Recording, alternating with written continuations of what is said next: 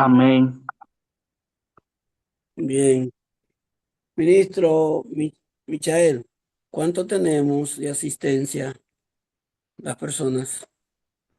Ahora mismo con nosotros dos somos 12 ahora mismo, pero yo voy a seguir motivando para que entren más personas, ¿no? Perdón, disculpen que está por parte de lo normal, la gripe aquí. Hay un virus un poquito complejo. Eh, bien, quiero saber, me respondan con un amén o levantando la mano aquí, los que han estado desde la primera clase hasta la de ahora. Me responden con un amén rápido, por favor.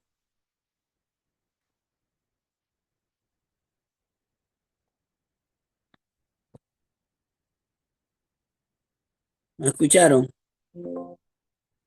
Saludos, saludos. Estamos en un curso de teología exegética, interpretar con verdad, enseñando con fidelidad, vivir con sabiduría. Amén. Amén, Tomás, Dios bendiga más. ¿Quién más? ¿Quién más? Los que han estado.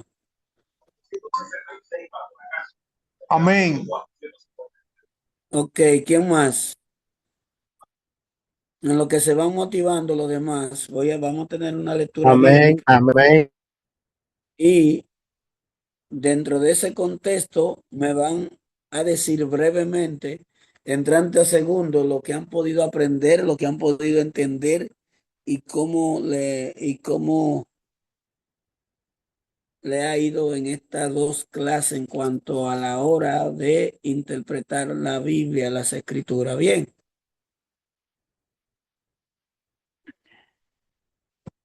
busquen en sus Biblias, Reina Valera, o la que tengan,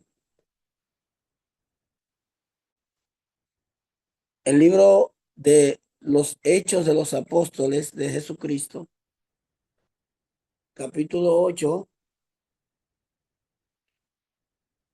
versículo 26 en adelante.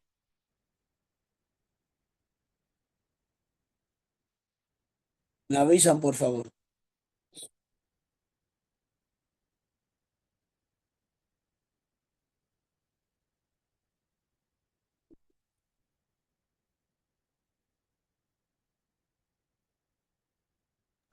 Amén. Amén. Hechos, capítulo 8,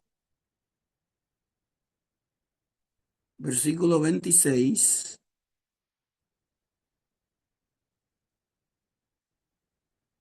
hasta el 31. Y sigue más, pero vamos a dejar hasta el 31.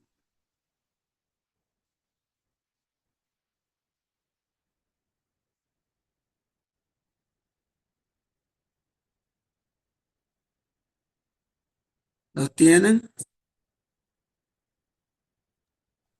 Amén. ¿Los tienen?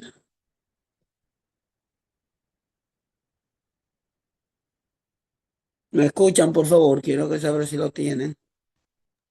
Amén. Bien, por buena costumbre leo la palabra del Señor, Hechos 8:26 al 31. En el nombre del Padre, Hijo y Espíritu Santo.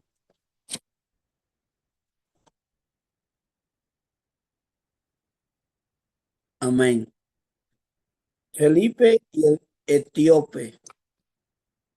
Un ángel del Señor habló a Felipe diciendo, levántate y ve hacia el sur por el camino que desciende de Jerusalén a Gaza, el cual es desierto. Entonces él se levantó y se fue.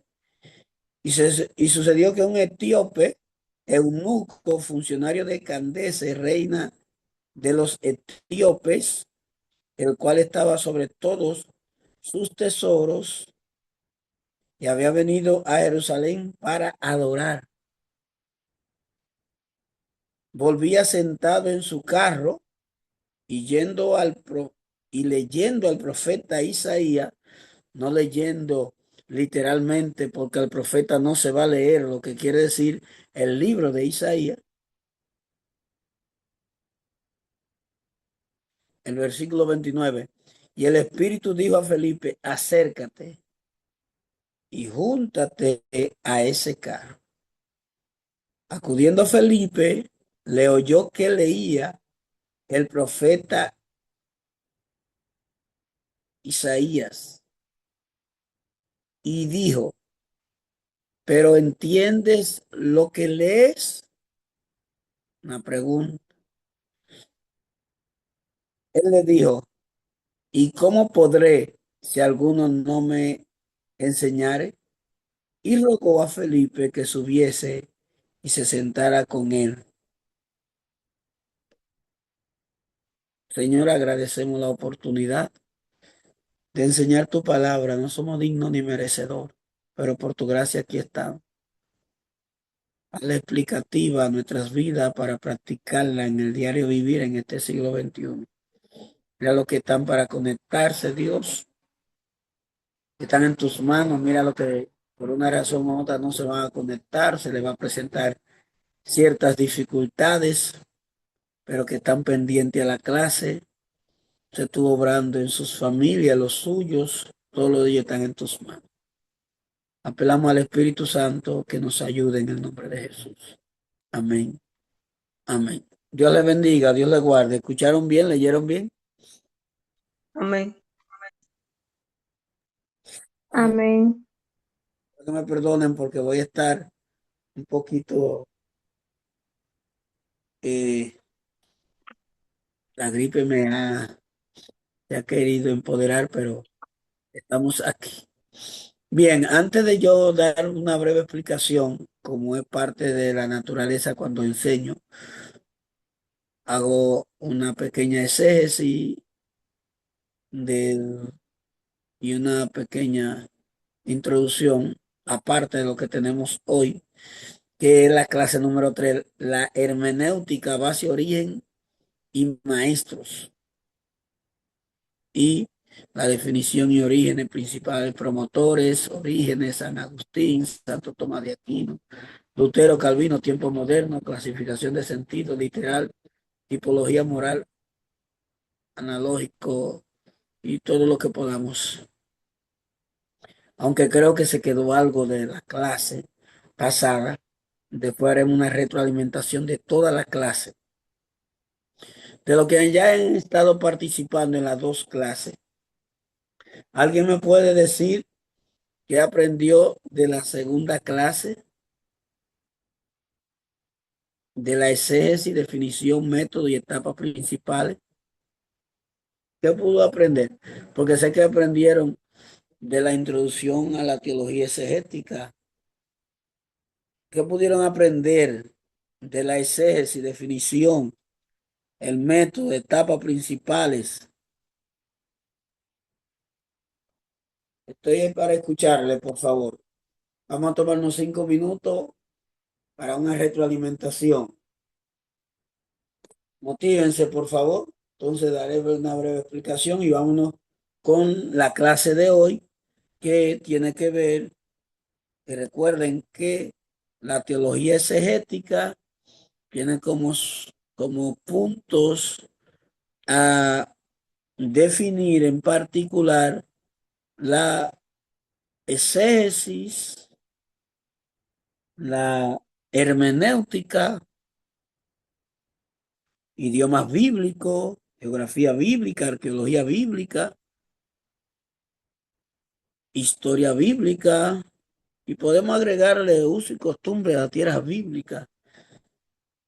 Bien, por favor, motívense, o más bien, más que motivarse, ¿qué aprendieron de la clase pasada o de las dos últimas?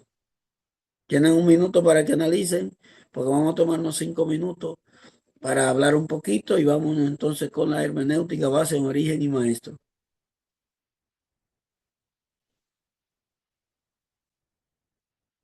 Michael, hable con los estudiantes, motívelo hoy.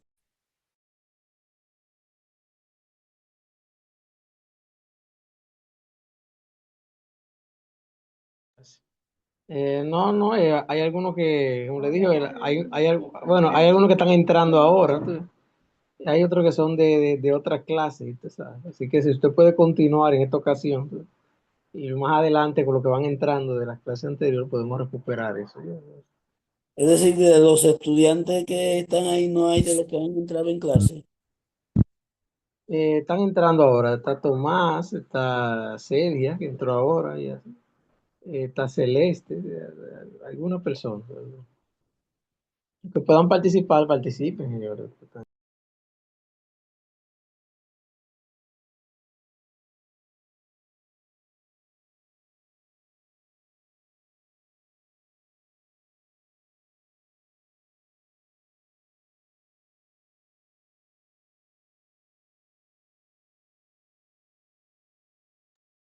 De los que están entrando, les saludamos en el nombre de nuestro Señor y Salvador Jesucristo.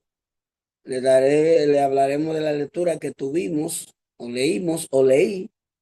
Pero aparte de eso, quiero saber lo que aprendieron de las clases, las dos últimas clases, mayormente la segunda, porque de la primera ya sabemos que aprendieron, y la segunda clase, ¿qué pudieron aprender? Por favor.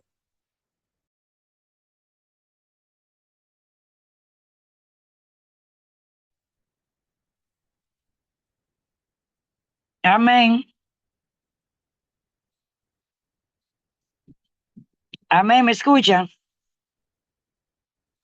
Y le escuchamos. Amén.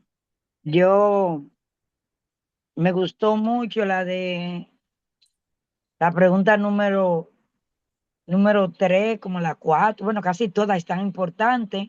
Pero la 3, la pregunta número 3 decía, ¿por qué es importante leer el pasaje formal repetidas y completas antes de analizarlo? Entonces la respuesta, según lo que yo estaba estudiando, dice, porque ayuda a comprender el texto, identificar el tema principal, o sea, observar los detalles, que es muy importante, y evitar sacar conclusiones apresuradas o equivocadas. Amén. Muy bien, García. Explíquemelo con sus propias palabras, sencilla, lo que usted pudo entender, que le gustó. Dice que tenemos que analizar la cosa muy, muy bien, porque eso nos va a ayudar a nosotros a, a identificarnos, o sea, comprender, estar seguro del tema que nosotros vamos a tratar. Muy bien. ¿Quién más? ¿Quién más? Recuerden que esto es parte de la pedagogía y esto es parte del aprendizaje, la retroalimentación, porque eso nos va ayudando. Bien, no es algo que hacemos por amor al arte, aunque es un arte el amar la enseñanza y más la Biblia. ¿Comprendieron? Es decir, quiero saber de los demás que ya entraron, que estuvieron en la clase pasada. Para los que no estuvieron, que están, nosotros estamos estudiando lo que es la teología exegética.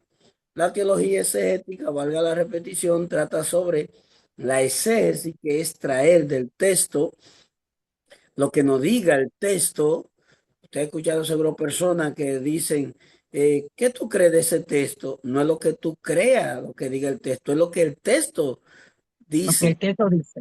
lo que el texto dice. Entonces, porque si usted pone en el texto, usted va a hacer una eisegesis, usted va a poner. Ahora, una eisegesis es cuando usted deja que el texto hable por sí solo. Entonces, la teología exegética trata sobre la exégesis, la hermenéutica, que es el arte de interpretar los textos, la historia bíblica que recorre todos sus personajes, la geografía bíblica que trata de los lugares, la arqueología bíblica donde están si bien es cierto que va de la mano con la geografía bíblica, la arqueología trata sobre los hallazgos de cosas que aparecieron y que aparecen de los tiempos antiguos, idiomas bíblicos originales que se escribió la Biblia, el hebreo antiguo, el parte en arameo y griego koiné. Y podemos añadir, poner como también uso y costumbre de la tierra bíblica, porque eso nos va a enseñar. Bien, dicho esto, una retroalimentación, quiero ver de los otros, esta explicación es para los que están en el grupo que no han estado tomando esta clase y se hace necesario, indispensable para una interpretación de la Biblia, tener estos conocimientos que si bien es cierto, hay que ponerle mucho esfuerzo, no menos cierto es que paso a paso, peldaño tras peldaño, podemos irnos perfeccionando. Bien, dicho esto, quiero dos más de los que ya han estado en la clase que le ha llamado la atención, como García, que habló de lo que le gustó del texto, dos más, y ahí entonces doy una pincelada breve de parte de esa clase y vamos entonces con la clase número 3. Por favor, esperen Amén. ustedes. Yubelkis, por favor, Amén. Amén. Dios me le bendiga a todos. No estuve en la primera clase, pero sí en la segunda. Entré un poco tarde, pero sí, en lo poco que pude recibir, aprendí mucho. Esto es algo que me ha enseñado mucho en la parte de la prédica y a desarrollarme como persona, como cristiana, en cuanto a la investigación, en cuanto al mensaje en la Biblia. Una de las cosas que más una de las partes que más me interesó fue en cuanto a cómo podemos desarrollar un tema de la Biblia basándose en la Biblia sin salirnos de contexto, ni tampoco, ¿cómo explicarlo? Como que todo lo que cuando vayan a desarrollar un texto, hacer un exégesis de un verso, o sea, de un capítulo de la Biblia, o sea, de un libro de la Biblia, es la parte que me impactó, que la investigación en cuanto a la palabra y la profundidad cuando indagamos en la Biblia, y todo es base a la Biblia y no nos salimos del orden porque hay reglas y esa regla yo no la conocía. O sea, que en lo que yo pude entender, en lo que el maestro nos ha explicado, nos está dando a nosotros algo que necesitamos directamente para nosotros poder desarrollarnos en la parte del mensaje en cuanto a la Biblia. Y cuando el maestro comenzó a explicar la última parte que yo escuché sobre el exégesis, que yo no entendí esa parte, porque sí hubiera escuchado algo más o menos, pero no tenía esa parte central. O sea, ahora yo comprendo y entiendo y he aprendido de cómo hacer un exégesis directamente en cuanto a la palabra y cómo desarrollar un tema nada más en la primera clase que recibí, que fue el otro lunes, y espero seguir aprendiendo. Dios me le bendiga. amén, excelente, Yubelkis. Vamos a dar después una retroalimentación de toda la clase, de toda la 1, la 2, la 3, la 4 y la 5, para que no se le pierda nada. Seguimos otra persona y comenzamos ya dando una retroalimentación. ¿Quién más? ¿Quién más? ¿Quién más? Vamos a tirar al ángulo. Ahí está, perfectísimo. Okay. Me ayuda por apagando los micrófonos a los que están Dios, y voy a darle ahora sí, porque la puedo meter de campanita. Y ahora sí. ¿Quién más se motiva? Ok, ¿me están escuchando todos? Amén. Abran los micrófonos y díganme quién me está escuchando. Por Amén. favor. Amén. Amén. El portero tenía el portero dice, oh, no me lo puedo creer, era Ochoa. ¿Cómo que no? Pues es Ochoa, ¿no? Es que no se parece de la cara, parece como que es Ochoa de tío. Amén. Bien, gracias. Felicito a los que participaron. Los que no han participado creo que están prestando atención o están tímidos para hablar. Ahora es que hay que hablar. Bien, bien. Entonces, brevemente de la clase que se tocó en la otra semana sobre la exégesis y definición, método y etapas principales, como dijeron los hermanos y las hermanas. Aquí aclaro otra cosa. Si no sabían, sépalo hoy, si lo sabían, una retroalimentación.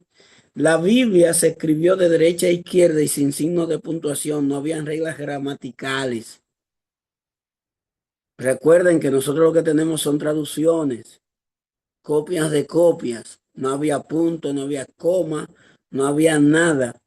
Entonces, de un versículo no se hace una exégesis, para aclarar, es de los capítulos que tenemos completos, que ya estaremos hablando más luego, o le mandaré por el grupo quiénes fueron los que dividieron la Biblia en capítulo y versículo. Si bien es cierto que eso nos ha ayudado para más facilidad y tener hasta una mejor eh, interpretación, así por llamarlo, en el contexto de las comodidades para hacerlo por capítulo, no menos cierto es que esto ha traído como ahora mismo, y quiero que entiendan lo que voy a decir en este contexto. Por ejemplo, han surgido muchas Biblias que hacen su trabajo y eso es bueno. Tenemos Biblia de teología, Biblia de estudio, Biblia de la mujer, un sinnúmero de Biblias que nos ayudan. Ahora, por ejemplo, una de las Biblias que si bien es cierto la compré, no menos cierto es que poco uso le he dado, porque veo si me gustó la parte de la homilia o la homilética o lo que tiene con su referencia de historia para la historia de la predicación en parte. Lo demás, si bien es cierto, no es que está mal proporcionada, dice la Biblia del predicador, es buena. Ahora bien, si bien es cierto que es buena, no menos cierto es que pone a los predicadores más haraganes, porque le tiene el bosquejo hecho. Y no estoy diciendo que nosotros no la usemos, porque nosotros usamos ahora la IA, la inteligencia artificial, yo la uso, pero la IA yo la uso como herramienta. La IA yo la uso y todos los datos que yo le puedo dar es que los mando a investigar. La IA tiene más informaciones que Google, es Google. Googlear es Google, pero con más datos. Si usted no sabe cómo usar esas herramientas, entonces va a tomar la IA como que le hagan la tarea. En el caso de mi persona como maestro, la IA no me hace la tarea. Yo mando a investigar lo que ya de antemano sé. Entonces, lo que quiero aclarar es con el asunto de la Biblia del predicador, que es buena, que muchas veces al tener bosquejo, el predicador no tiene que escribir nada. Y aún así, entonces lo pone tan cómodo que entonces que se hace como lo que él está diciendo, sí, la Biblia lo dice, pero el predicador no profundizó. Esa es la palabra. Entonces, nos ha ayudado capítulo y versículo, pero eso ahora va puesto a muchos creyentes más haraganes. Por ejemplo, el capítulo más largo de la Biblia es el Salmo 119.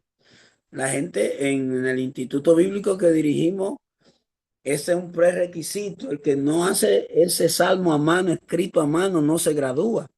Es decir, lo primero que pongo en esa tarea es, la primera tarea, perdón, es hacer el Salmo 119 a mano en su mascota. No le estoy pidiendo que busque un libro, el Salmo 119, para que el que tenía mucho tiempo sin escribir, porque esto le va a ayudar.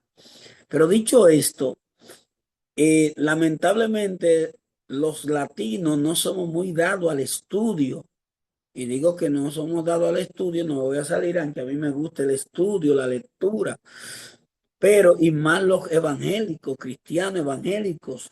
Muchos no nos gusta la lectura, no nos gusta leer, no nos gusta investigar, no nos gusta saber. Al contrario, hay muchos que le tienen miedo al estudio, a las profundidades. Y yo le hago la pregunta, ¿dónde dice la Biblia que estudiar la Biblia hay que tenerle miedo? Cuidado con sacar del contexto el texto donde Pablo dice que la mucha letra mata y el espíritu vivifica, que también lo sacan de contexto. Entonces hay que tener claro, no vamos a entrar en la exégesis de eso ahí, pero para que se entienda, Pablo está hablando que la mucha letra mata. ¿Cuál es la letra? La ley. Pero habría que ver para que tampoco se agarre el hacho por lo prendido. Es decir, se saque de contexto lo que quiere decir ahí. Entonces, ¿qué quiero decir con esto? Que nosotros debemos de saber que para hacer una exégesis tenemos que por lo menos tener varias Biblias de estudio y más que de estudio, varias versiones. Tener diccionario bíblico, tener comentario bíblico y tal vez usted diría, ¿y si yo soy pobre, cómo yo tengo todo eso? Bueno, una carrera de 1000 kilómetros empieza con un primer paso. Primero compre una Biblia de estudio, después compre un diccionario físico.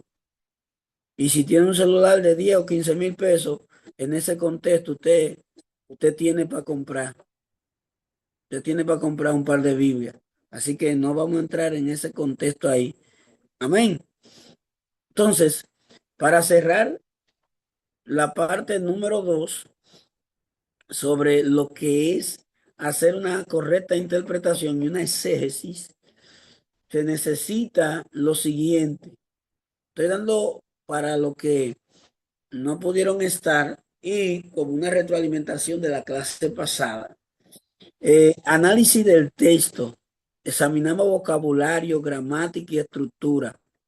Y si bien es cierto que hay un texto que ha sido mal interpretado, que cuando dicen escudriñen las escrituras, es como para mandar a la gente que escudriñen, que hay que leer. Si bien es cierto que hay que escudriñar la Biblia, Juan 5:39 no está mandando a decir que escudriñen a lo que no sabían. Ellos sabían de las escrituras y el Señor le dijo, ustedes saben de las escrituras, indaguen, investiguen y se va a dar cuenta que ellas son las que dan testimonio de mí. Entonces, tenemos que entender el contexto inmediato. Analizamos versículo anterior al posterior, el capítulo y la sesión completa. No cortes la palabra, basado Jeremías 23:29. Vamos a buscar ese texto porque me gusta hacerlo a la luz del texto. Y si mal no me acuerdo, este texto habla de algo que hacían los profetas. 23:29. No es mi palabra como fuego, dice Jehová, y como martillo que quebranta la piedra. Por tanto, aquí yo estoy contra los profetas, dice Jehová, que hurtan mis palabras, cada uno de su más cercano. Y dice Jehová, he aquí yo estoy contra los profetas que endulzan sus lenguas y dicen, él ha dicho. He aquí, dice Jehová, estoy en contra de los que profetizan sueños mentirosos y los que cuentan y hacen errar a mi pueblo con sus mentiras y con sus lisonjas y yo no lo envié, perdón, ni les mandé y ningún provecho hicieron a este pueblo, dice Jehová. Miren, no escapa a la realidad de lo que está pasando hoy. porque tenemos un grupo de pentecostales que ni siquiera saben qué significa Pentecostés, que si encuentran un predicador que zapatea, recibe, recibe, recibe, ellos reciben y no saben qué reciben, porque hay muchos evangelistas que yo le llamo delincuentes eclesiásticos, ladrones y vagos que están usando la fe para beneficiarse y estudian un poquito de psicología y sociología. La sociología, que es el estudio de los pueblos, y la psicología, que es la conducta de los pueblos. Y hay evangélicos que son más sensacionalistas y emocionalistas que biblistas. Yo creo en las manifestaciones, yo creo que Dios es grande, yo creo que Dios obra. Ahora, si bien es cierto que creo en todo eso, no menos cierto es que los creyentes de hoy, en su mayoría, son más sensacionalistas y emocionalistas. Y eso hay que tener mucha cuenta, mucho cuidado. Entonces, el contexto general, estudiamos su entorno completo, histórico, cuándo y dónde se escribió, cultural, social, qué costumbre y forma de vida tenían, político, bajo qué autoridad o situación vivían, religioso, qué creencias y prácticas existían. ¿Me están siguiendo? ¿Están siguiéndome? Amén, amén. Amén. Ok, entonces nosotros, esa es de la clase pasada para cerrar, y la de ahora viene como ahí de la mano, todo organizado para el gozo nuestro y la gloria del Señor. Entonces, por ejemplo, me gusta este texto porque este texto y está fresquecito para ustedes porque su director Michael me agarró. Michael no esperó ni que yo llegara a mi casa de la graduación de la universidad, terminando el diplomado de exégesis bíblica. Me agarró ahí, yo le dije en una hora, ¿te acuerdas, Michael? Si está ahí, Michael, El TikTok. ¿te acuerdas? Sí, claro, claro. Sí, me agarró ahí. Y eh, a todos nos tocó hacer una investigación, nos mandaron unos textos para hacer una investigación y una correcta interpretación o una exégesis desde el mismo contexto que estamos hablando, gramatical, histórico, cultural, social, político, religioso y económico. Si bien es cierto, valga la repetición, de que lo que estaban diciendo, ya nosotros hemos hecho para la gloria de Dios 2 veces ese diplomado en distintas instituciones. Lo que pasa es que disfruto esta materia, vivo esta materia, y donde quiera que se esté dando un curso X tiempo, yo lo vuelvo y lo hago. Más del 100% que se dio, tenía un 75% ya sabido, pero un 25% más de conocimiento. Es decir, que ahora sabemos un poquito más. Y lo que me mandaron a investigar fue algo que yo antes de eso había investigado. Y yo quiero que usted tome esta parte. Y el tema que me pusieron es como pregunta: ¿es bueno casarse? O como si no es bueno casarse. Basado en lo que Pablo escribe allá a los Corintios, capítulo 7 de la primera epístola de Pablo a los Corintios. ¿Cuánto lo han leído?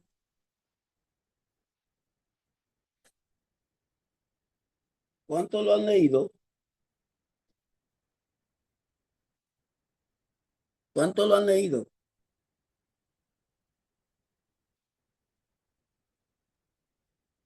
Nadie lo ha leído. Amén. Quiero que me digan, por favor, para saber. No estoy en el aire, porque repito 2 o 3 veces. Lo han leído. No sé si a ustedes no le expliqué eso. Lo expliqué a ustedes. Amén. Yo le expliqué esa área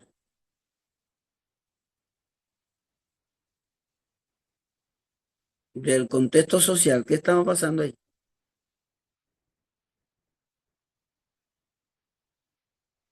¿Lo expliqué o no lo expliqué?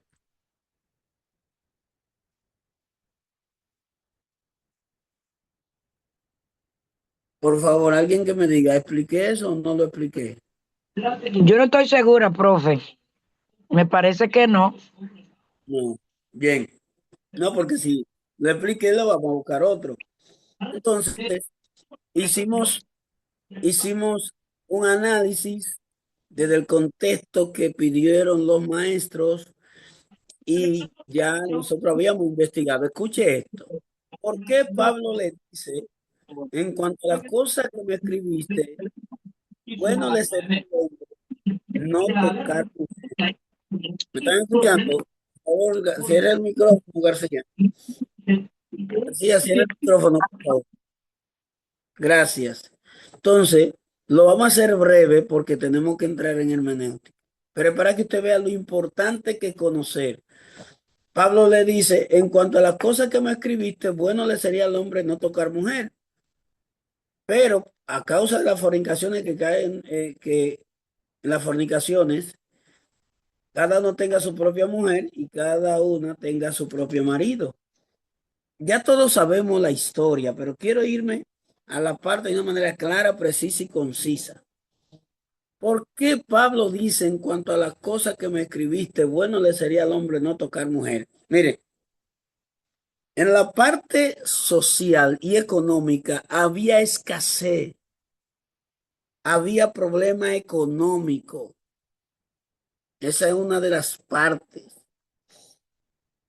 Y un hombre tener una mujer, tener una esposa, donde había crisis económica, le iba a traer problemas porque usted solo, usted come con la mitad de un pan y un jarro de agua, pero si está la esposa, conlleva gastos, porque las mujeres, desde el contexto que conocemos, y hay varios, pero la mujer busca dos cosas en un hombre, aparte que sea un siervo de Dios, que tenga temor de Dios, y es sustento y protección. La mujer quiere que el hombre la sustente y la proteja. Amén. Entonces, aquí había en la parte social, en la parte económica, había problemas, había escasez. Ahora, si nos vamos a la parte de la moral, desde el contexto moral, Pablo dice aquí, pero por causa de las fornicaciones, de los deseos que hay en el hombre y en la mujer, cada uno tenga su propio marido y cada marido tenga su propia mujer. El marido cumpla con la mujer los deberes conyugales o los deberes sexuales y asimismo la mujer con el marido. La mujer no tiene potestad sobre su propio cuerpo ni el marido. Entonces no neguéis unos a otros a no ser por algún tiempo de mutuo consentimiento para ocuparse sosegadamente en la oración y volviendo a juntarse el uno para con el otro, no, para que no tiente Satanás a causa de vuestra incontinencia. Vamos a dejar esa parte ahí porque es bien extenso, pero brevemente aquí. ¿Qué es la incontinencia? ¿Qué es la continencia? La capacidad de dominar los impulsos sexuales. Un pastor que dijo que qué era lo que le pasaba a Pablo, como que un hombre no puede aguantarse. ¿Por qué Pablo le está diciendo esto a estos hombres y a estas mujeres? Mira, mi hermano, lo que conocen Corintio, una ciudad próspera, corrupta en todos los sentidos, próspera en pecado, había un templo dedicado a una diosa del amor, la cual había 1000 prostitutas dedicadas al sexo santo. ¿Cuántos sabían eso? ¿Cuántos lo sabían? Yo sé que algunos lo sabían aquí, ¿verdad? ¿Lo sabían? ¿Lo sabían o no lo sabían? Hablen algo, digan algo, por favor. Quiero saber si están atentos a las clases. ¿Sí o no? Yo no le voy Amén. a... Así es, profe. Entonces, gracias, García. Entonces, ¿por qué Pablo está diciendo esto? Pablo está cerrándole las brechas, porque si estas mujeres, eso ha pasado en congregaciones, no cumplen con ese hombre, un hombre que viene cansado, un hombre que viene con deseo de estar con su esposa y beber agua de esa nevera fría, y esa mujer le pega candado a esa nevera, ¿qué va a pasar? Ahí, antes de llegar a la casa, ese hombre tiene 50 mujeres, todos los modelos, tipo, tamaño, calidad, y diciéndole que lo que quieren es un hombre. Si el hombre no tiene dominio propio, se lo va a llevar el diablo. Así literalmente.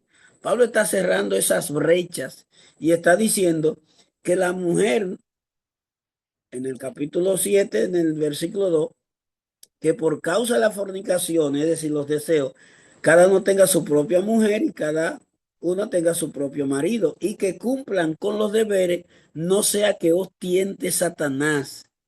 La mujer no tiene dominio sobre su cuerpo y viceversa. Entonces, usted ve que Pablo está cerrando las brechas a que pueda pasar cualquier adulterio, cualquier cosa, y dice que no se neguéis, excepto para la oración por poco tiempo. No sea que os tiente Satanás por la incontinencia, por no tener la capacidad de dominar los impulsos sexuales. Pero hay que tener a Cristo metido en los tuétanos. Cuando usted, la esposa, lo pone de castigo, de que a dieta, y usted tiene que pasar por donde hay 300 mujeres, y una de esas le dice, yo lo que quiero es un hombre que me atienda, y le voy a dar cuarto, gusto y casa. Tiene que tener a Cristo metido en los tuétanos para no desgraciarse la vida. Uno lo dice así, pero son realidades. ¿Estás entendiendo qué era lo que estaba pasando allá? ¿Están comprendiendo? Por eso nosotros tenemos que ir dos partes. La parte de la economía, se cree que había crisis económica y había una desmoralización que los hombres tenían y las mujeres tenían que cuidarse. Dentro de ese marco, esa iglesia estaba ahí. Entonces nosotros tenemos que ver en lo religioso quiénes son los que estaban, y eso va a ayudar mucho. Vamos a leer esa parte ahí. Después le estaremos dando una retroalimentación de todo. Bien, hoy tenemos la clase número 3 y leímos en Hechos capítulo 8, versículo 26 al 31. Y escuche textualmente, excepto que haya variantes textuales que hasta donde se entiende todavía. Me gusta mucho lo que pasa aquí, independientemente de lo del ángel, independientemente del arrebatamiento que tuvo Felipe. Aquí hay dos partes que me llaman la atención. Todo me llama la atención.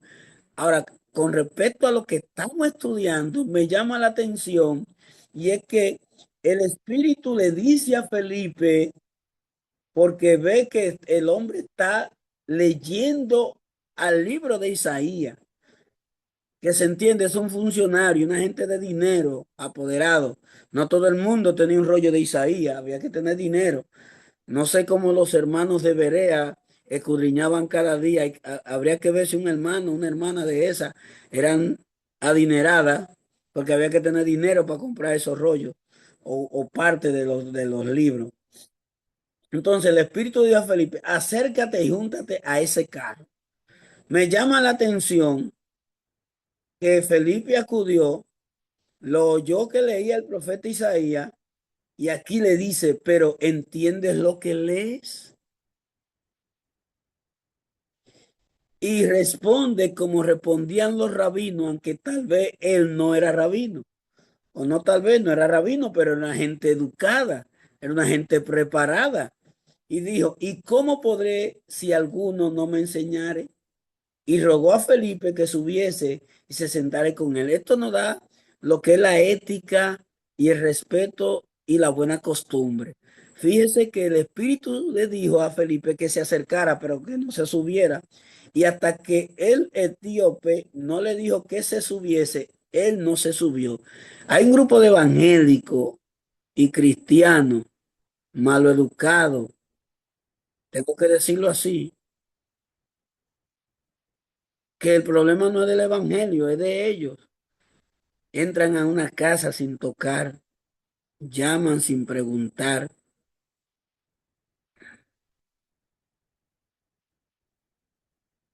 La buena costumbre, hay muchos creyentes que la han dejado pensando que ser cristiano es de todo, pero no educado.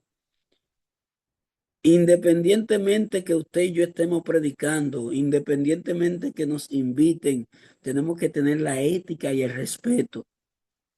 Si a usted lo invitaron a predicar, no suba al altar sin primero tirarse de rodillas por buena costumbre, detrás, en los últimos bancos, las últimas sillas, y le deja saber que en que lo invitó, que usted llegó, y que alguien lo vaya a buscar, no porque le haya pleitesía, sino porque usted no sabe nada y tiene que dejarse dirigir, someterse, ser educado, tener ética, como lo tuvo Jesús también, que sabiendo que la mujer era adúltera, no le dijo, adúltera, ¿dónde están los que te acusan? Sabemos que ese texto no aparece en los manuscritos más antiguos, pero por la tradición oral se cree que sí, que eso pasó, porque hubieron muchos testigos, porque hubieron muchas cosas que Jesús hizo que no están escritas. Él no le dijo adúltera, ¿dónde están los que te acusan? Sino que usó una frase que fue la misma que usó con María cuando se acabó el vino, que le dijo a su mujer, todavía no ha llegado mi hora. Jesús le dijo a la mujer adúltera, mujer, ¿dónde están los que te acusan? En otro contexto, algunos piensan que él dijo señora. Bien, entonces, aquí nos enseña. Ahora, lo que quiero resaltar es que le dice Felipe, pero ¿entiendes lo que lee? Voy a tomar esa parte también inmediatamente lo que es la comunicación de Jesús con el que sabe de leyes allá cuando eh, la historia del buen samaritano. ¿Cuánto lo han leído la historia del buen samaritano? ¿Cuánto lo han leído la historia del buen samaritano? Amén. Si usted lee con Amén, profe. cuidadosamente, Cristo le dice, ¿cómo es que tú lees? ¿Cómo es que lee? En otra palabra, ¿cómo es que interpreta?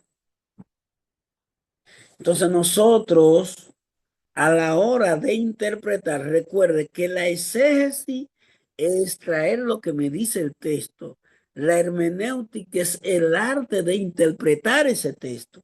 Es decir, la hermenéutica es traer lo que hay.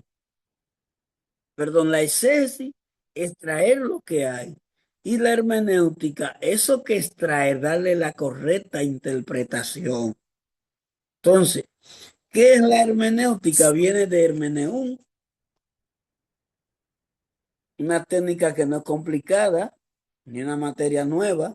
Es el arte y la ciencia interpretar correctamente lo que otro dijo, escribió o quiso transmitir para no tergiversar su sentido original y aplicar bien a nuestra vida. Sin ella, cualquier texto, especialmente las escrituras, porque quiero aclarar que no solamente para la Biblia, la hermenéutica es para el arte de interpretar todo texto escrito. Ahora bien, cuando se trata de hermenéutica bíblica, se trata de la hermenéutica sacra o sagrada. O si escucha hermenéutica sagrada, es el arte de interpretar todo libro sagrado, no solamente la Biblia. Por eso entonces decimos hermenéutica bíblica, en otra palabra, la interpretación de la Biblia, hacia la Biblia, con la Biblia. Bien, ¿me siguen? Entonces, especialmente la escritura, se vuelve un espejo donde solo vemos lo que queremos ver, en lugar de recibir lo que Dios quiso decir. En esta clase recorreremos sus raíces, los maestros que la perfeccionaron, la regla infalible para interpretar la Biblia y por qué es indispensable para no errar en la fe. ¿Por qué es indispensable? Porque sin esa ciencia se nos hace complejo saber lo que Dios dijo al pueblo de Israel.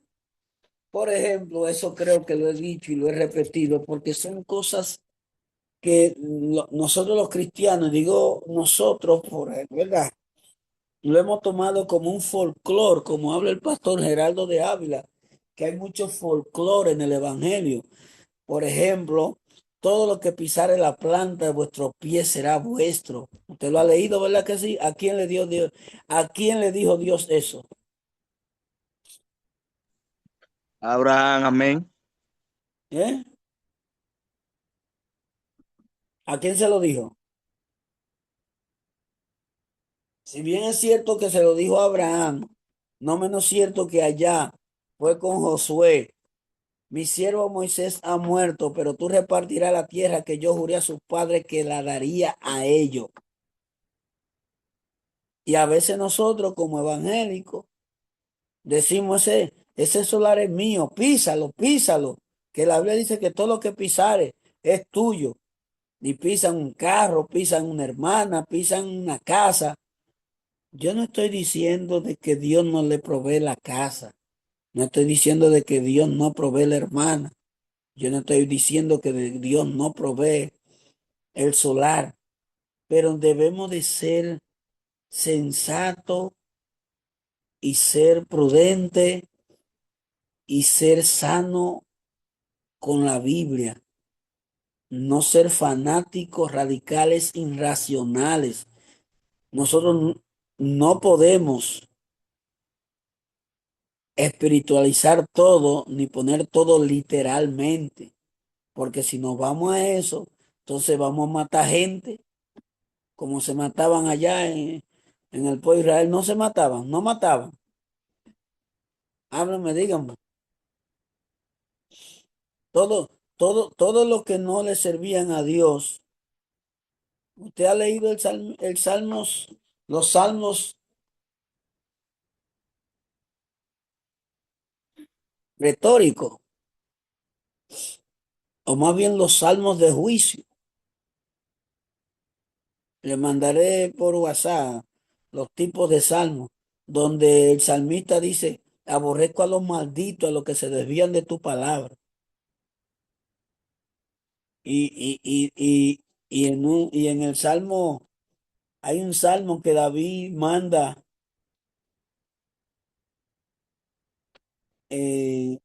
¿usted sabe quién fue Aitofel? ¿Sabe quién fue Aitofel? ¿Saben? ¿Cuántos saben quién fue Absalón?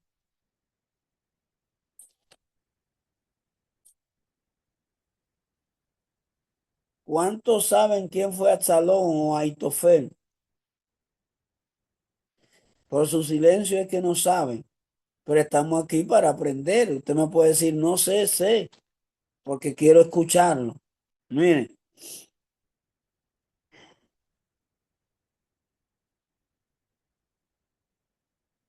¿me están escuchando, por favor? Amén, Bien. profesor.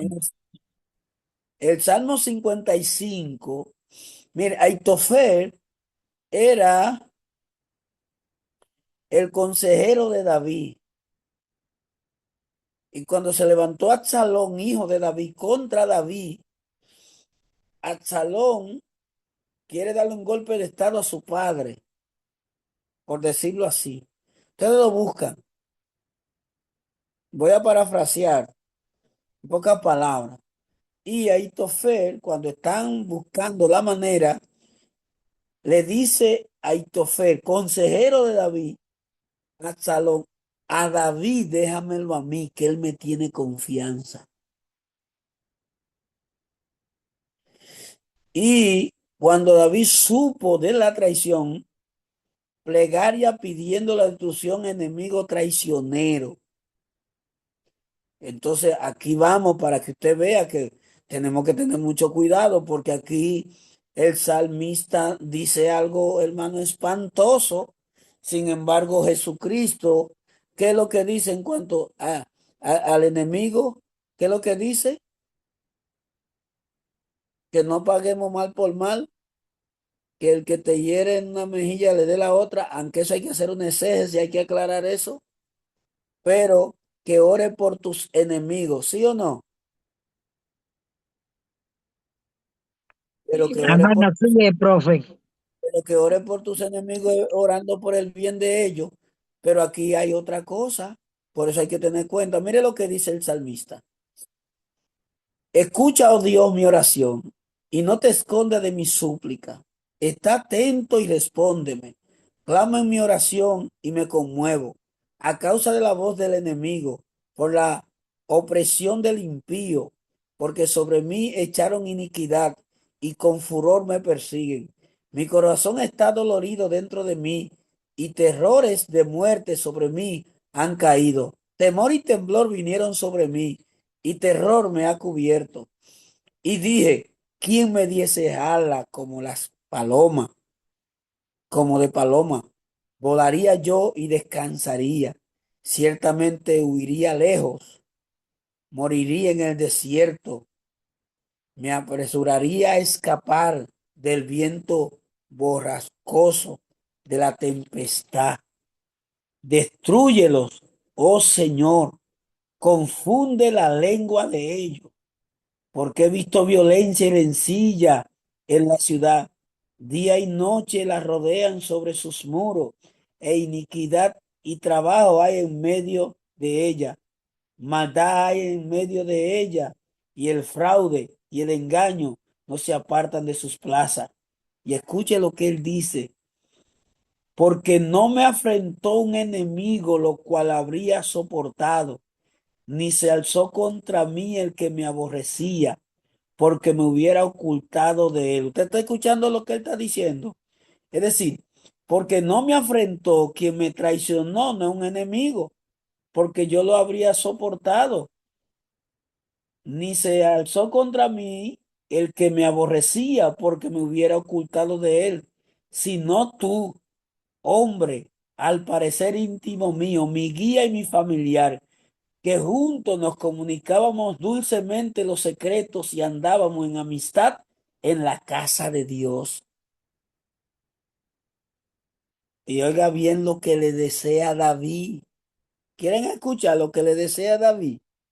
Hermanos, ¿quieren escuchar lo que le desea David?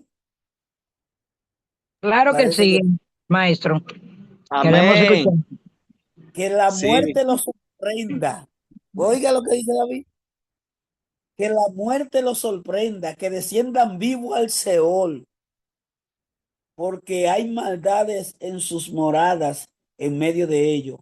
En cuanto a mí, a Dios clamaré y Jehová me salvará. Tarde y mañana y a mediodía oraré y clamaré y él oirá mi voz. ¿Usted está escuchando? Amén. Lo está deseando. Vamos a decirlo Amén. en un castellano claro, que se lo lleve el diablo a ese desgraciado, a ese impío,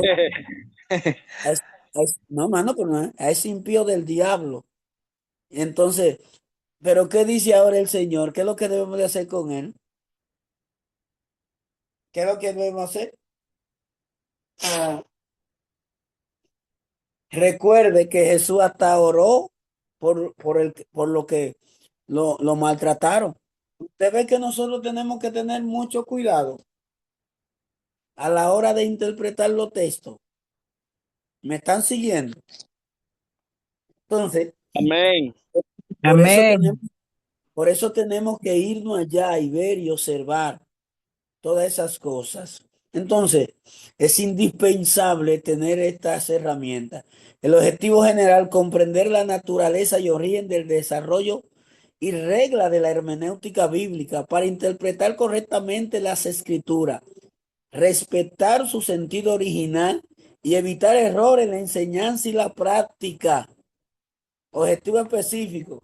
Y les voy a dar un videíto, o más bien, mire, el hijo mío cuando, previo a la pandemia, que comenzaron uno a las redes sociales, yo no soy muy dado, pero tengo que irme perfeccionando. Y me hizo un canal de YouTube. A mí me han visto predicar, alumnas me han subido a sus canales, no muy visto, pero ellos me tienen. Mi nombre es José Aridio Vázquez y hay un canal de YouTube, usted entra, creo que tiene menos de 200 personas y en 5 años, 6 años que va a tener, solamente he subido 2 estudios.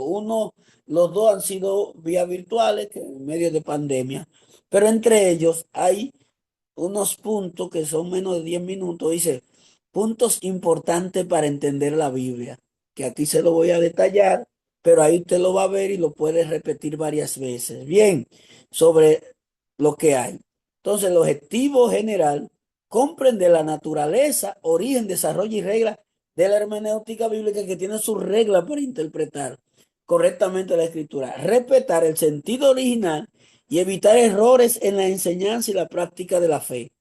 Objetivo específico, definir claramente qué es la hermenéutica, explicar el origen etimológico e histórico. Hermes, escuchen bien, Hermes era el dios que interpretaba los mensajes de los dioses griegos. Por eso hay un texto en la Biblia que está en Hechos, puede irlo a buscar, cuando se le llamó hijo de consolación como intérprete y puente. Cuando Pablo llegaba a la comunidad, Bernabé explicaba su mensaje, ayudaba a entender el lenguaje y facilitaba a la gente a aceptar la enseñanza. Hechos 9, 27, 11, 22 y 24. Búsquelo ahí, que lo vamos a leer para que usted vea. En la Biblia no está explícitamente la parte de hermenéutica. Explícitamente no está. Ahora, si bien es cierto que no está explícitamente, e implícitamente sí. ¿Por qué? Porque aquí, y es una base que usted debe de tener para la hora de interpretar. Hechos, capítulo 9, 27. Vamos a leerlo. Estamos usando la Reina Valera. Usted puede usar cualquier versión. Y así,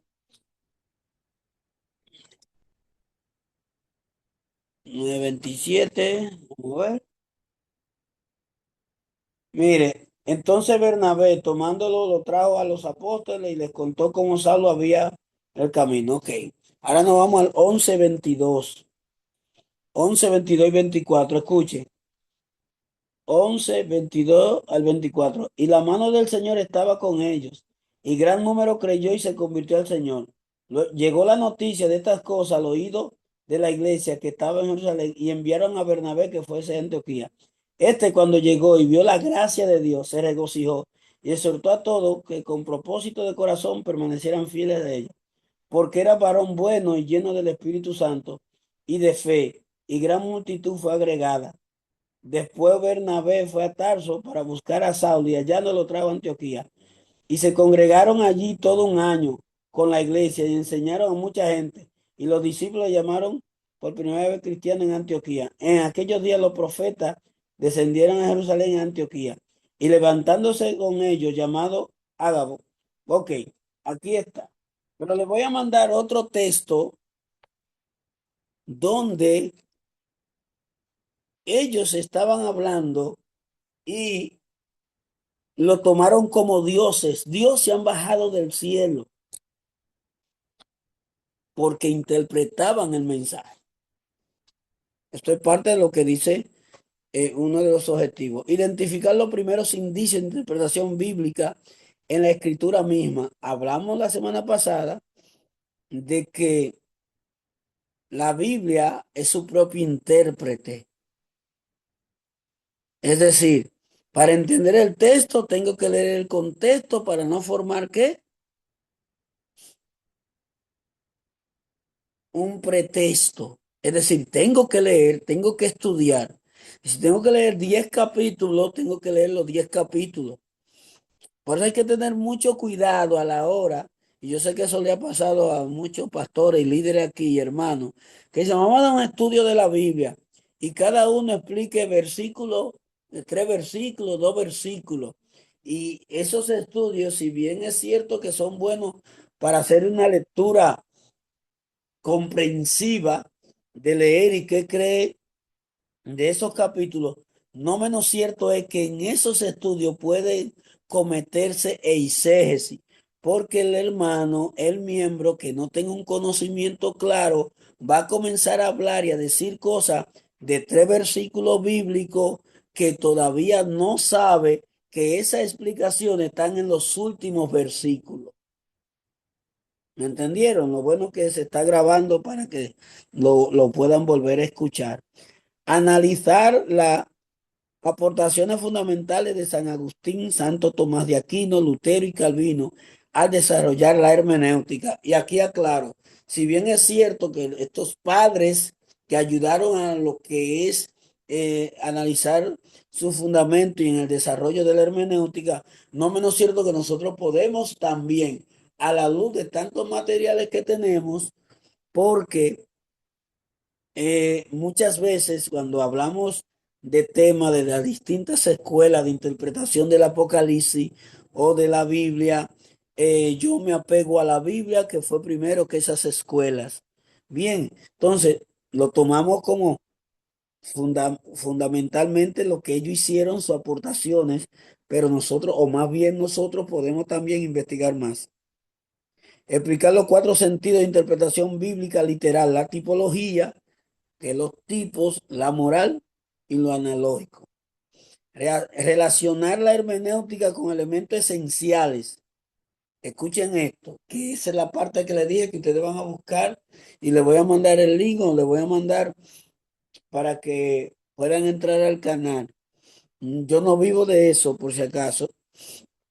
Aunque sí, usted busca un video que se hizo viral el 14 de diciembre del 2025, cuando aquí en República Dominicana el caso de Senasa, me entrevistaron 3 veces, la última vez me llené de indignación y le dije ladrones, delincuentes a los que estaban ahí, y el que subió ese videíto a los 3 días tenía 300,000 vistas y el que hizo el meme tenía 25,000 vistas, pero esos beneficios los tienen ellos, no yo.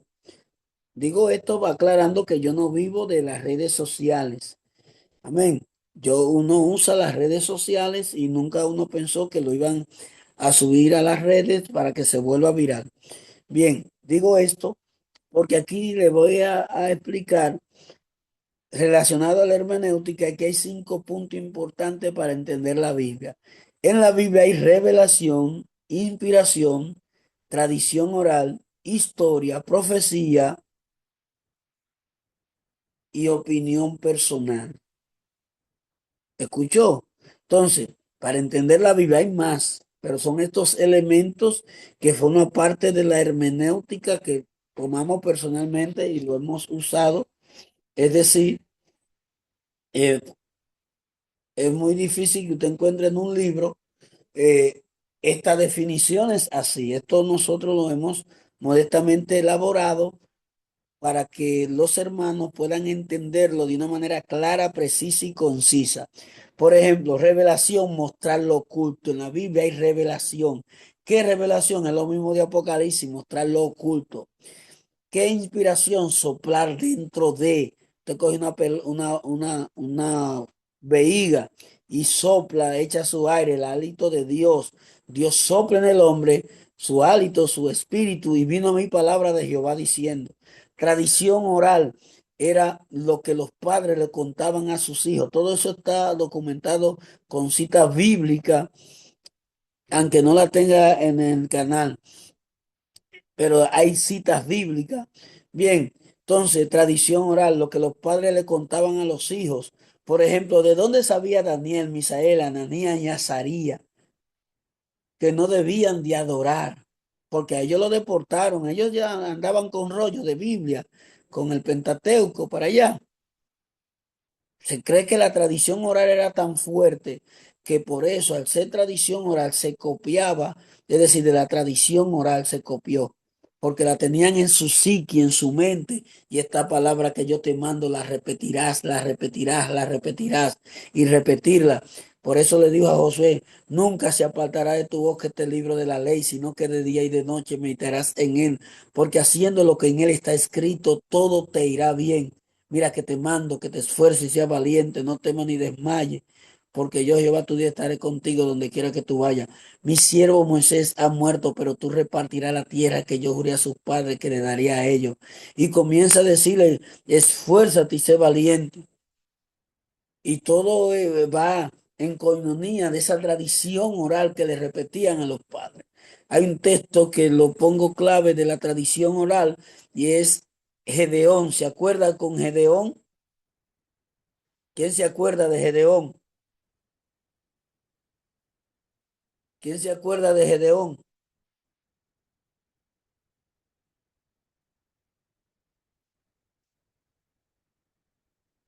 ¿Quién se acuerda de Gedeón?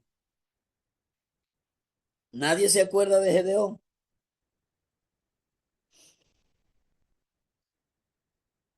¿Me escuchan? Se fueron, se fueron. ¿Nadie sabe quién fue Gedeón? Ok. Gedeón, los enemigos se llevaban, claro, por la desobediencia del pueblo de Israel, allá en Josué un libro de victoria, Jueces un libro de derrota, y por la desobediencia de ellos, los enemigos le quitaban sus alimentos. Y Gedeón escondido estaba haciendo un trabajo sobre lo que tiene que ver con los frutos, comida, estoy parafraseando, escondido, allá capítulo 6 de Jueces. Y se le aparece el ángel, varón esforzado y valiente, Jehová está contigo. ¿Alguien sabe qué fue lo que le dijo él? ¿Alguien sabe, por favor? ¿Alguien? Estoy haciendo alguna pregunta y nadie me dice nada. Pregunté que quién sabía quién era Gedeón, no me dicen nada. No sé si fue que se fueron. Yo sé que ya estamos terminando, son las 10, pero hábleme por favor, quiero saber que no estoy en el aire. Estamos aquí, lo que pasa es que estamos escuchándolo, profe. Sí, pero quiero, si yo le hago alguna pregunta, ¿saben o no saben? Digan, no me acuerdo, para yo saber, hermano. Porque, miren, en Gedeón, perdón, en Jueces capítulo 6, hice una pregunta para decirle lo que es la tradición oral, la importancia de la tradición oral que le contaban a los padres a sus hijos, y el llamamiento de Gedeón. Entonces está aquí en el capítulo 6. Voy a leer el versículo 13 del 6. Mire lo que es la tradición oral. Y se le apareció en el 12 y el ángel de Jehová se le apareció y le dijo, Jehová está contigo, varón esforzado y valiente. Y Gedeón le respondió, Señor mío, si Jehová está con nosotros, ¿por qué nos ha sobrevenido esto? ¿Y dónde están todas sus maravillas que nuestros padres nos han contado, diciendo, no nos sacó Jehová de Egipto y ahora Jehová nos ha desamparado y nos ha entregado en manos de los madianitas? ¿Usted escuchó? ¿Usted ve lo que es la tradición oral? Lo que le dice Gedeón al ángel. Señor mío, si Jehová está con nosotros, ¿por qué nos ha sobrevenido todo esto? ¿Y dónde están todas sus maravillas que nuestros padres nos han contado, diciendo que Jehová sacó de Egipto al pueblo de Israel? Eso se contaba, la tradición oral, por eso es muy importante. En la Biblia hay tradición oral. En la Biblia hay profecías, hay varios tipos de profecías, pero yo le voy a mencionar tres. Profecías cumplidas, profecías que no se han cumplido y profecía parcialmente cumplida. Profecías son acontecimientos futuros. El libro de Daniel es un libro profético, el libro de Apocalipsis un mensaje escatológico acerca de los fines del tiempo. Dentro de esas profecías cumplidas, podemos decir que Mateo 24, dentro del sano contexto, hay profecía parcialmente cumplida. Profecía cumplida, la que se profetizó allá en Isaías, que una virgen dará a luz un hijo y llamará su nombre Emmanuel. Emmanuel. Ustedes lo han leído, que se cumple en Mateo. Profecía parcialmente cumplida, cosas que están en Mateo 24, que les voy a dar un dato y como se está grabando en lo que tiene que ver con escatología, con lo que tiene que ver con profecía, hay una regla en escatología en cuanto a las profecías y es que hay profecías que se pueden, la ley de doble referencia, si no la he escuchado, la está escuchando ahora, según algunos escatólogos, teólogos, exégetas, sobre la ley de doble referencia. ¿Cuál es la ley de doble referencia? Profecías que se cumplieron y se pueden volver a cumplir y no afecta a la interpretación bíblica. A la hora de usted hacer una sana exégesis en cuanto a profecía, analice la ley de doble referencia porque aquí se han cumplido en Mateo 24 ciertas cosas que se pueden volver a repetir o se van a volver a repetir y no afecta. Entonces, profecía cumplida, es aquí una virgen dará a luz un hijo, se cumplió en Mateo. Eso está en Isaías, se dio en Mateo. Isaías 700 años antes de Cristo. Vengo para decirles que había unos teólogos que tenían dudas de que el libro de Isaías fuera escrito. De hecho, todavía tienen algunas dudas, pero se cayó cuando en la cueva de Qumran aparecieron esos rollos, entre ellos el libro de Isaías completo. Y aún la crítica que se tenga de la Reina Valera, déjeme decirle que escudriñaron el libro del rollo de Isaías encontrado en Qumran y la Biblia Reina Valera y las faltas o errores que hay son del contexto de ortografía por las escrituras antiguas, no en cuanto a Cristo, ni a la persona de Cristo, ni a la salvación. Dicho esto, entonces, la profecía de Isaías se cumplió en Mateo capítulo 1 cuando nace Jesús de la Virgen. Parcialmente cumplida lo que está en Mateo 24. Profecías que no se han cumplido, muchas de las que están en Apocalipsis, el regreso de Cristo y un sinnúmero. Eso está parte en el paquete para interpretar. Y la opinión personal, escuche esta parte aquí, que hay que tener mucho cuidado porque hay muchos que están doctrinando y tienen dogma basado a lo que dijo Pablo, a lo que dijo Juan y no a lo que dice la Biblia. La opinión personal no conlleva que usted haga una doctrina de lo que dijo Pablo. Pablo dijo, bueno, sería el hombre no tocar mujer. Pero eso fue Pablo que lo dijo por lo que estaba pasando. Bueno, le sería al hombre quedarse como yo. Parece que él enviudó. En un estudio que investigamos y pusimos los estudiantes sobre Pablo, alguien dijo algo jocoso y lo voy a decir aquí. Dice, maestro, ya yo sé qué fue lo que le pasó a Pablo. Pablo, como era un hombre misionero, duró mucho en la misión y cuando llega a la casa la mujer le sacó el bulto de ropa y dijo, yo quiero un hombre en la casa y lo botó y se quedó solo. Eso fue algo jocoso, tiene lógica, pero se cree que enviudó. Entonces, la opinión, Pablo dice, digo yo, no el Señor.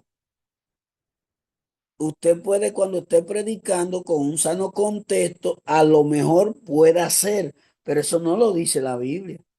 Uno usa el sentido común como los hermanos, algo muy sencillo. Pero el hermano dice que Dios tumbó a Pablo del caballo. La Biblia no habla del caballo, puede ser que sea un caballo, pero la Biblia no habla porque en ese tiempo habían varios medios de transportes como los dromedarios, que eran los que se parecen al camello. El camello es el que tiene dos totumas, dos pedazos de carne arriba grande, tiene dos, pero los dromedarios tienen una. Están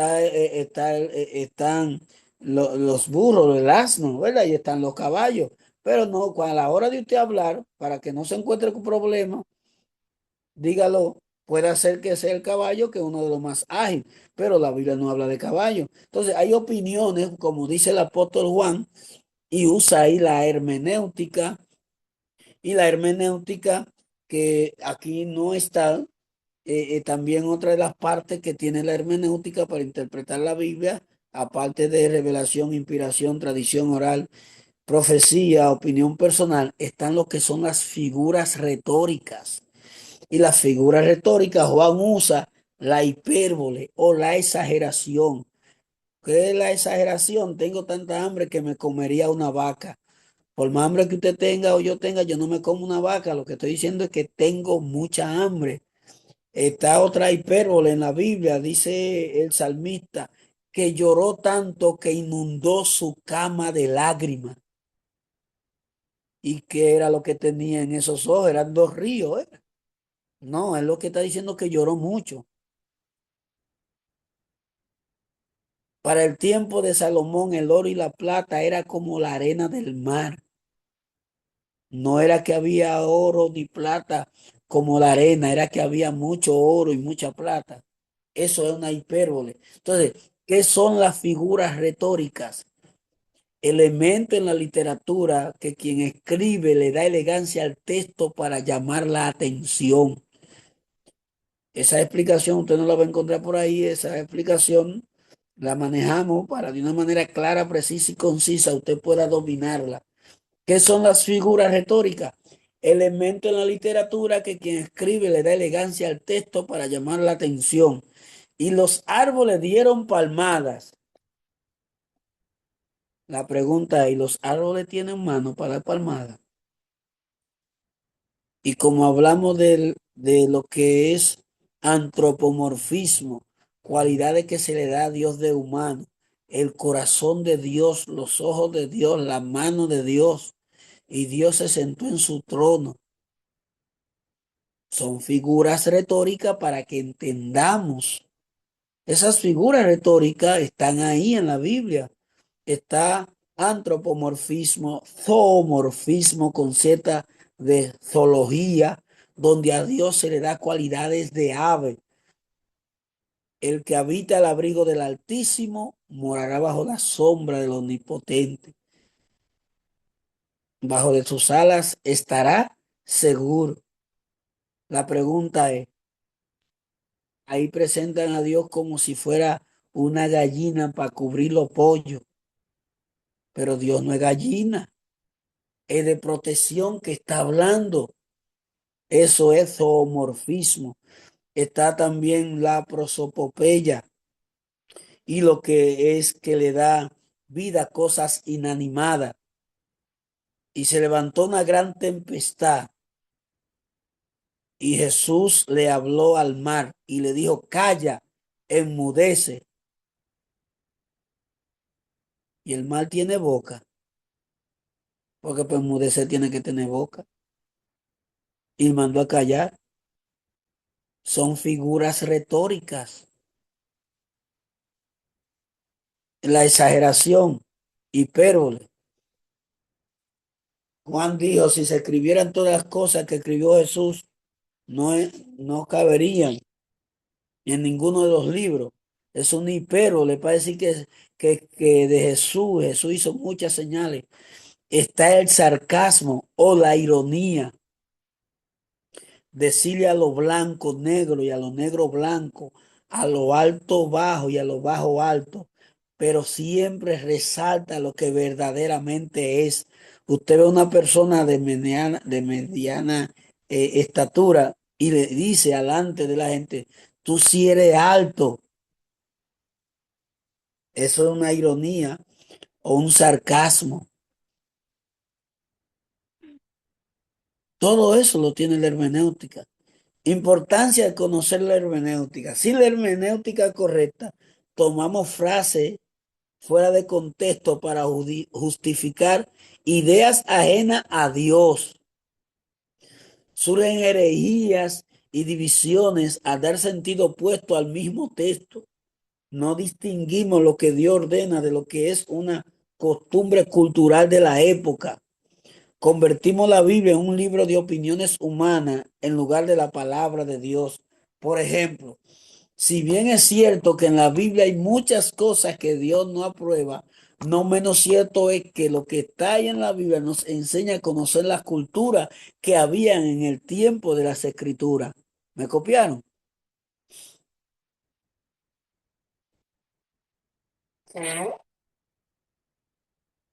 Perdón. Por ejemplo, en el caso de Jacob, trabajó 7 años por una. Y parece ser que hicieron algo ahí porque cuando entró a la tienda para consumar el matrimonio, lo consumió y al otro día se empantó. No era la mujer por la cual él trabajó. ¿Alguien me puede decir qué le dijeron a Jacob?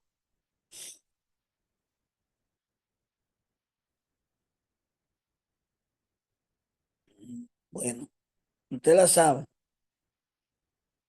No es costumbre en nuestra tierra dar la menor en casamiento cuando la mayor está todavía soltera.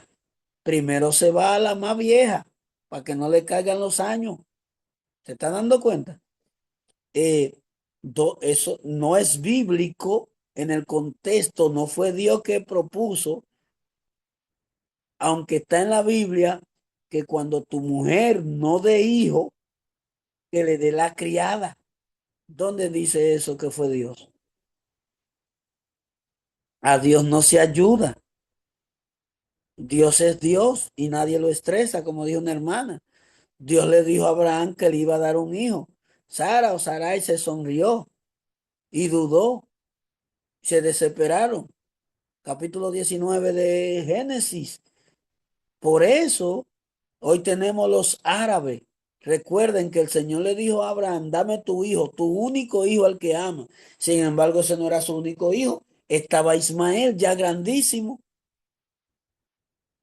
Y dice el Señor, y de él también haré una gran nación. El padre de los árabes se llamó Ismael, que significa Dios oye. Eso surgió por querer ayudar a Dios. Lo estoy hablando de manera explícita porque ellos tenían que confiar en el Señor. Entonces, esta mujer no tuvo hijo, pujó, pero usted sabe cómo era que tenía que pujar. Sara tenía que tener a, ayúdeme con el nombre, a Agar entre sus piernas.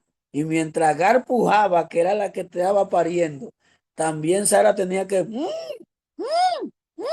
allá viene, y pujaba. Sin embargo, Sara no dio a luz a Ismael, fue Agar. Entonces, nosotros tenemos que ver todas esas cosas que aparecen en el Antiguo Pacto, Antiguo Testamento, en la Tanakh, en la Torá, Neveín, Ketuvim, fueron muchas cosas que nosotros para poder tener una correcta interpretación, usar la hermenéutica. Entonces, convertirnos la Biblia en un libro de opiniones humanas en lugar de la palabra de Dios, cuando, por ejemplo, y cerramos de una vez esa parte, ¿aprobó Dios que Salomón tuviera 1000 mujeres, 700 reinas y 300 concubinas? No, porque las mujeres desviaron su corazón y lo corrompieron. Pero está en la Biblia. Vemos a David, el hombre que tenía el corazón conforme a Dios.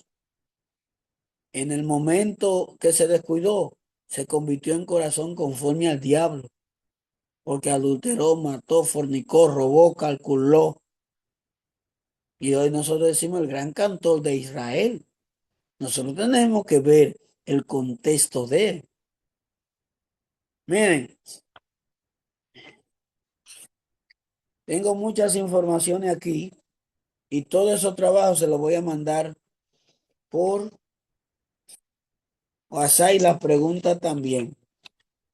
Vamos a dejarlo hasta aquí porque veo que van a ser las 10:30.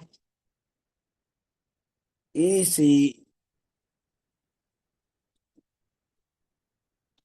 no me paro aquí, sigo como que pienso que es media vigilia. Este material ustedes lo van a tener en PDF o le tiro foto y lo van a tener para que respondan las demás preguntas. Bien, si hay alguna pregunta hasta el momento, déjenme saber.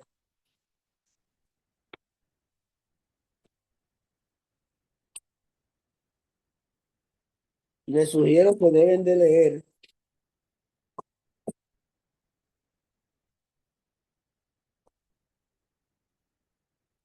Hay que leer y les voy a mandar los materiales en PDF y en foto.